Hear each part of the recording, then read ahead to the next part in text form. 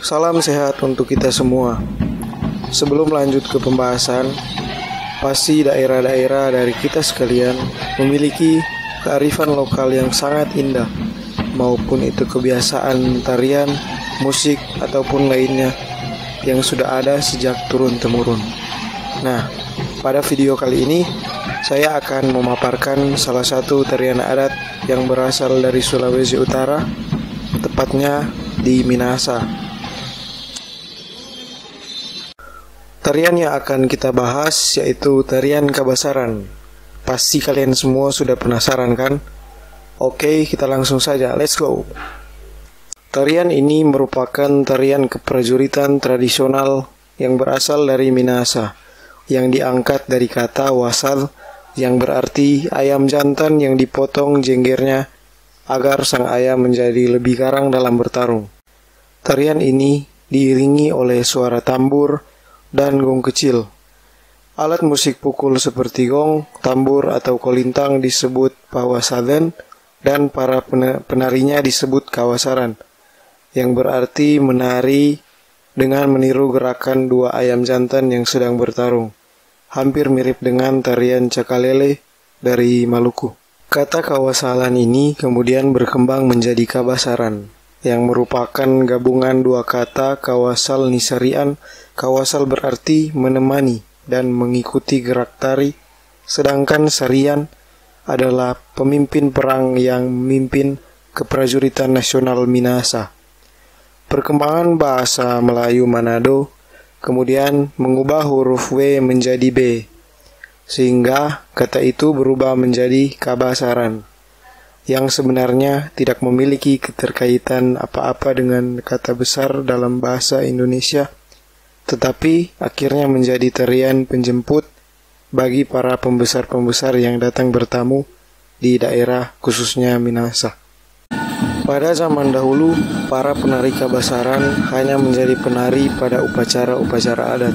Namun, dalam kehidupan sehari-harinya, mereka adalah petani dan rakyat biasa. Apabila Minahasa berada dalam keadaan perang, maka para penari Kabasaran akan menjadi waraneng atau pasukan perang. Bentuk dasar dari tarian-tarian ini adalah 9 jurus pedang dalam bahasa Tombulu Santi atau 9 jurus tombak bengkau. Nah, bahasa Tombulu ini adalah bahasa daerah yang berasal dari Minahasa, Sulawesi Utara. Gerakan ini dapat dilihat dari langkah kuda-kuda 4x4 yang terdiri dari 2 langkah ke kiri dan 2 langkah ke kanan. Tiap penari Kabasaran memiliki satu senjata tajam yang merupakan warisan dari leluhurnya yang terdahulu. Karena penari Kabasaran adalah penari yang turun-temurun, maka mereka pantas mendapatkan itu. Tarian ini umumnya terdiri dari 3 babak, yang sebenarnya sudah disinggung tadi. Ada beberapa babak, tapi hanya saja sekarang sudah disingkat, sudah sangat jarang dilakukan. Babak-babak tersebut terdiri dari yang pertama cakalele, yang kedua disebut kumoyak, yang ketiga lalayaan. Untuk yang pertama, cakalele berasal dari kata saka yang berartinya berlaga dan lele artinya berkejaran melompat-lompat. Babak ini dulunya ditarikan ketika para prajurit akan pergi berperang atau sekembalinya dari perang. Atau babak ini menunjukkan keganasan berperang pada tamu agung.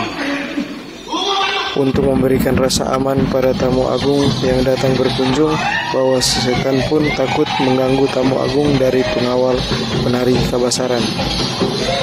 Babak kedua ini disebut kumoyak, yang berasal dari kata koyak, artinya mengayunkan senjata tajam, pedang atau tombak turun naik, maju mundur untuk menenteramkan diri dari rasa amarah ketika berperang. Kata koyak sendiri bisa berarti membujuk roh dari pihak musuh atau lawan yang telah dibunuh dalam peperangan. Ketiga, lalayaan Pada bagian ini, para penari menari bebas, riang gembira, melepaskan diri dari rasa berang seperti menari leonda dengan tangan di pinggang dan tarian riang gembira lainnya. Keseluruhan tarian ini berdasarkan aba-aba atau komando pimpinan tari yang disebut tumutuzuk dalam bahasa Tombulu atau Sarian Tonsea. Aba-aba diberikan dalam bahasa subetnik Tombulu, Tonsea, Tondano, Tontemboan, Ratahan, Tombatu, dan Bantik. Daerah tersebut yang telah disebutkan tadi adalah daerah yang ada di Minahasa. Pada tarian ini, seluruh penari harus berekspresi garang tanpa boleh tersenyum, kecuali pada babak kelalaian, di mana para penari diperbolehkan mengumbar senyum riang. Dari video yang telah kita bahas, dapat kita ambil positifnya, yaitu dengan melestarikan kearifan lokal, anak cucu kita dapat mengetahui bahwa daerah kita memiliki kearifan yang sangat indah. Marilah kita cintai itu semua, karena itu adalah peninggalan nenek moyang kita yang telah memperjuangkan tanah kelahiran. Sekian video kali ini, terima kasih dan salam sehat.